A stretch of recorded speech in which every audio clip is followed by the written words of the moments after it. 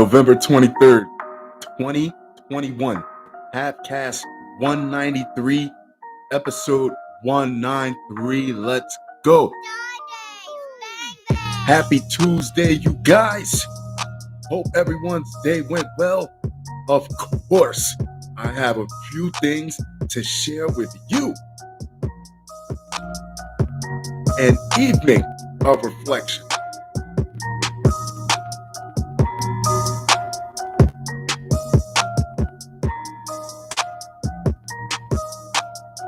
Let's do it.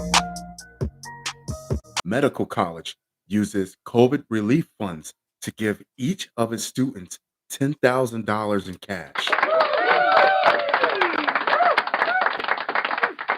If this was used as an incentive to get people to take this COVID thing a little bit more seriously, COVID vaccines, to get the vaccines, to just wear your mask and prevent further outbreaks.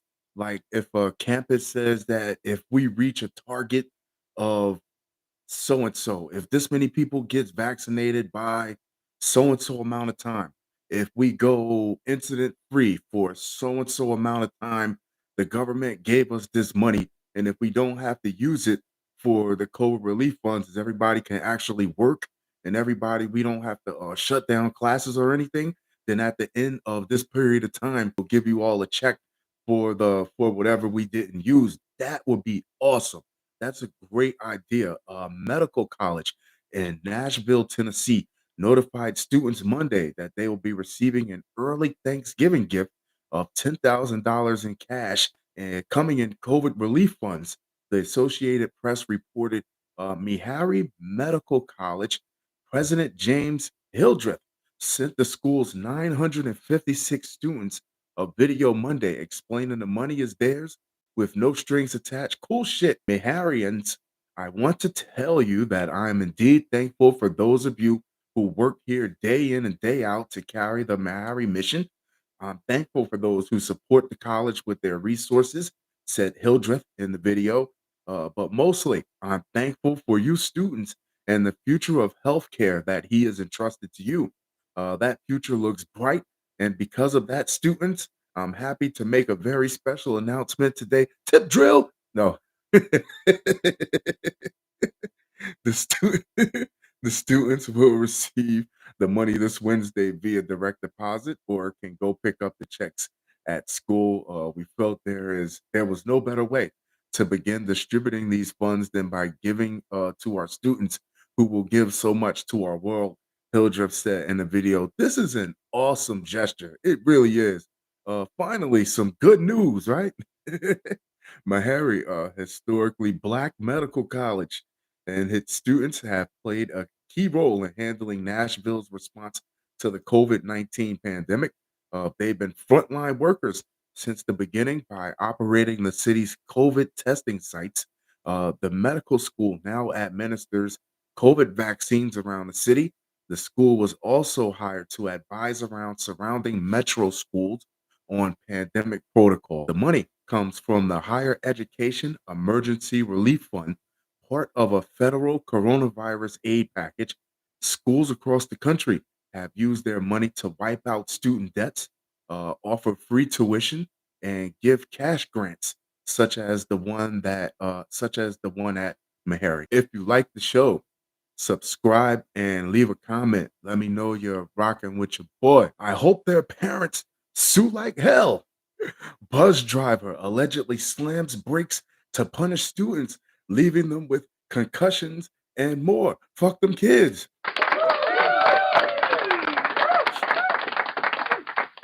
They took our school bus from us for like 2 weeks. We had the bus and walk to school and get a ride however we could for 2 whole weeks because some of the students were smoking cigarettes and black and miles on the back of the bus. We were explained to by the principal that the buses are a privilege. At first, originally, he was only going to give us a week. And since we acted like shit didn't stink, he gave us a second one towards the end of the winter. Students from a Pennsylvania high school banded together with a series of viral TikToks to document how their bus driver allegedly physically injured and verbally berated them. If the bus driver has to continuously turn around, if he continuously or she has to stop the bus, if the bus driver has to pull over, anytime a bus driver has to continually tell you, and these aren't kids, these are young adults, high school students, if he has to keep telling you to relax and just ride the bus, then obviously he can't do his job, can he? He can't get you to safe. She can't get you to school safely. Greater Latrobe Senior High School students who were on the bus took videos of the situation and seemingly created a joint account on TikTok called, or maybe the bus driver's an asshole. Let's find out. Called Unanimous Account 3 to collectively expose what went down. The account currently features 4 videos with different snippets of the situation. And the thing about a snippet is that you're only cutting out the parts that other people want to see. Together, the TikToks have more than 675,000 views on the video sharing platform. The students claim in the videos that the bus driver slammed on the brakes of the bus, resulting in students having concussions, bloody noses, hurt necks, and backs. And how many of them would have been fine if they were probably just sitting properly in their seats? Ah! He slammed on the brakes. All of our necks got injured, and she has a bloody nose. One student calmly said to what seems to be a school staff member or administrator that got on the bus to mediate. The bus driver seems to be upset at an unknown student, but it's unclear what went down before the students began recording. So here's how we can play it. You can tell your kids to get your ass on the bus, sit down, ride the bus, get off, go to school, get your ass on the bus, and come back home. And I don't want to hear anything in between. Or we can take this to the school board where we're really short on drivers in the first place, and we could just cut the whole school program where in any event the parents will have to get up that extra hour or two early for work to make sure they get your badass kids to school. Now the hey, it's your choice. The student stood her ground. I know I'm being biased. I'm just supposed to deliver the information. I know I'm being biased. It's hilarious though. The student stood her ground and insisted she didn't do anything. Of course, the driver responded that he doesn't care because she knows who did it, but it is remains unclear. The bus driver told the student that she better rat them out or they're gonna sit on the bus all day. But she said she ain't a snitch. What is this? The wire? I'm just trying to get the class, baby. I want to make it to homeroom so I can get a quick nap before my classes start. And you fucking people are acting up on this bus. A student points out that he already slammed the brakes twice, hurting the students. Oh well, maybe the driver is being an asshole. Maybe you know what? It's not what you say is how you say it. Maybe the message is being delivered wrong, but the message is probably very valid to just sit down and let me focus on getting you kids here in one piece. In one of the videos, a student can be heard in the background telling the agitated driver, which you don't want anybody that's behind a vehicle, a large vehicle with multiple passengers. You want them to be as cool as possible, that he needs to calm down. You're the worst kids I ever picked up. The driver Driver gonna have a breakdown. And I'm not talking about the bus, baby. A student a student asked him not to talk to them like that, and he responded, "No, you don't talk to me like that." The driver screamed back that if the group of students wanted respect, they had to earn it. The message was delivered improperly, but the message still stands. The staff member or administrator on the bus asked the students to sit down, but several chimed in to say that their actual bus was right behind them and they'd rather go on that. Well, go on that one and drive that bus driver crazy then. I don't even feel safe in this bus anymore, one student said. I don't feel comfortable riding with this dude, another added. Let's just get off. Everyone go, everyone go. Let's just get off. All the comments because everybody on the internet is a goddamn because everybody on the internet is a goddamn expert. Kids on the bus can be loud and sometimes bad as fuck, bad ASF. That gives him no right at all to do that.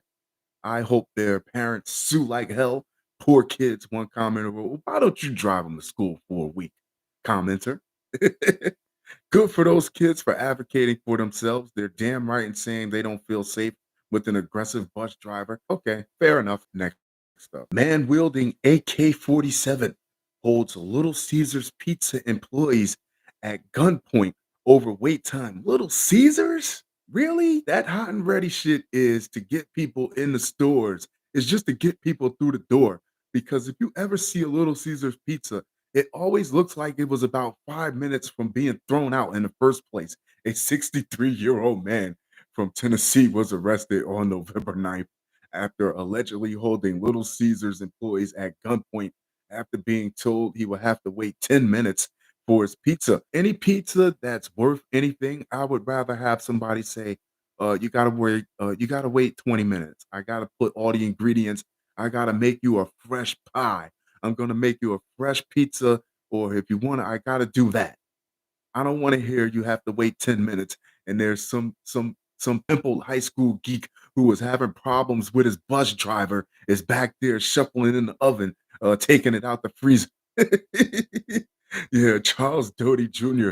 became angry over the wait time at the Knoxville restaurant after employees told him how long it would take for his pizza to cook. WATE TV, a local television station, reported he also reportedly asked for free breadsticks. The breadsticks I would have went to war over. I gotta wait 10 minutes and already don't get any breadsticks. Doty left the restaurant to supportedly wait for the pizza, but returned with an AK-47 assault rifle and demanded the employees give him his food immediately. The news station reported another customer who had already received her pepperoni pizza reportedly offered it to him. You don't have to go down this route, man. He allegedly fled the scene before police arrived around 9 p.m. The station reported Doty was ultimately arrested and charged with 4 counts of aggravated assault and 1 count of aggravated kidnapping. WATE reported he is being held on a $90,000 bond and is set to appear in court on November 29th. Surveillance footage reportedly showed him threatening an employee who was trying to leave the restaurant after his shift. I'm trying to get the fuck out of here. What if the victim then fled to the back of the restaurant and called 911. Aggravated kidnapping is punishable by up to 60 years for a pizza, man. For a not even so good pizza, a not even a pie that was baked from scratch with fresh ingredients. These are all warehouse shipped toppings that's sitting in prepackaged containers. Ew. You're going to jail for 60 years, buddy. In prison and carried a maximum fine of $50,000 in Tennessee, the station reported. Newsweek reached out to a spokesperson for Little Caesars for a comment. Doty is not the first disgruntled customer who has recently threatened retail or restaurant employees during an argument. There have been many other similar incidents, especially surrounding COVID-19 safety protocols. When did Little Caesars be getting so much demand that a 5-minute wait time, a 10-minute wait time could possibly cost you your life? Really? If I'm gonna do 60 years, I'm pretty sure it wouldn't be over Little Caesar. Next up. CVS, other pharmacy chains lose Ohio suit in first opioid epidemic trial. And how is the little street corner hand-to-hand guy gonna take the heat for what the kingpin is doing? A federal jury on Tuesday found that pharmacy helped fuel an opioid epidemic in 2 Ohio counties. It doesn't, yeah. So we're going to turn a blind eye. We're not even going to look at who's supplying you. Jurors in Cleveland federal court concluded that actions by the pharmacy chains helped create a public nuisance that resulted in an oversupply of addictive pain pills and the diversion of those opioids to the black market. The verdict was confirmed by lawyers for the plaintiffs. The jury only assessed liability. It is up to the U.S. District Judge Dan Polster to decide how much the company should owe to abate or address the public nuisance in Ohio's Lake and Trumbull counties. He has tentatively scheduled a trial on that question for May 9th.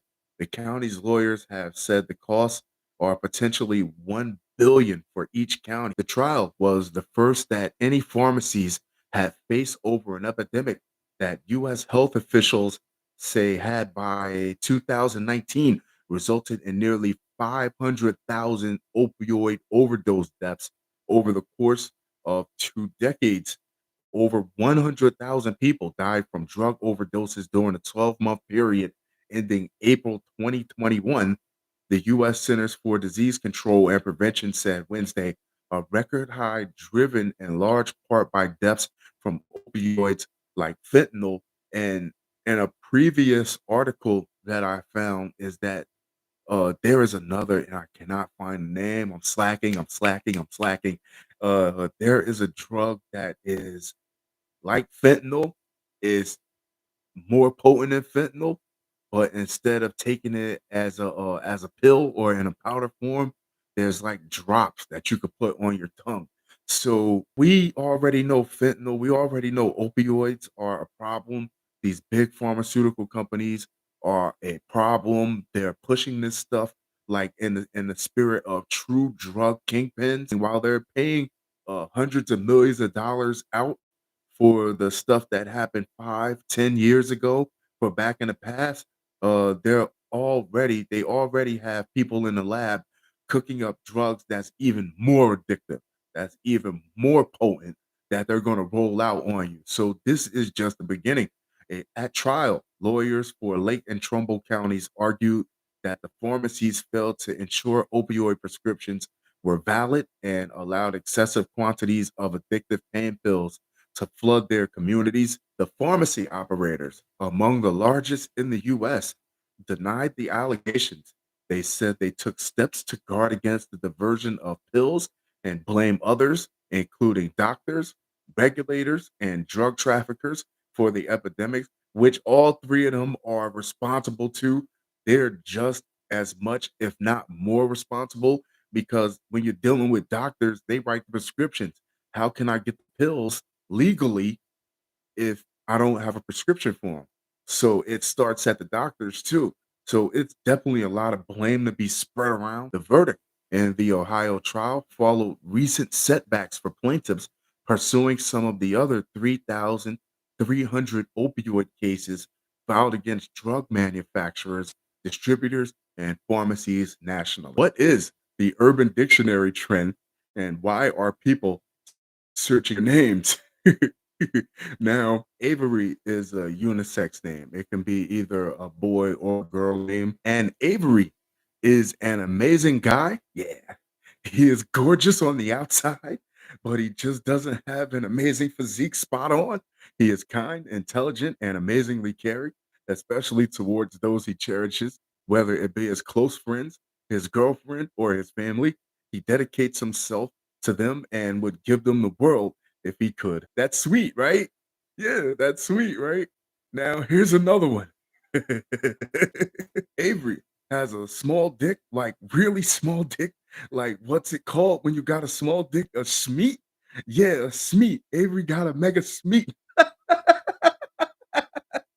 Yo, this is on Urban Dictionary. This is really, that's the definition. Avery is a bitch ass with no money and no life that is way too indecisive and complicated. He never knows what he wants and always lies about who he's with.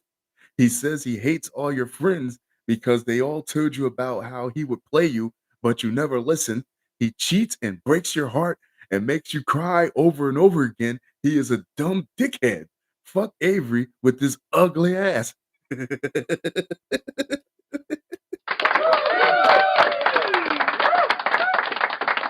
Webster's Dictionary ain't got nothing on Urban Dictionary. I never knew that's what my name meant until I looked it up today. Gee, thanks, Urban Dictionary. Fun show, fun show, fun show.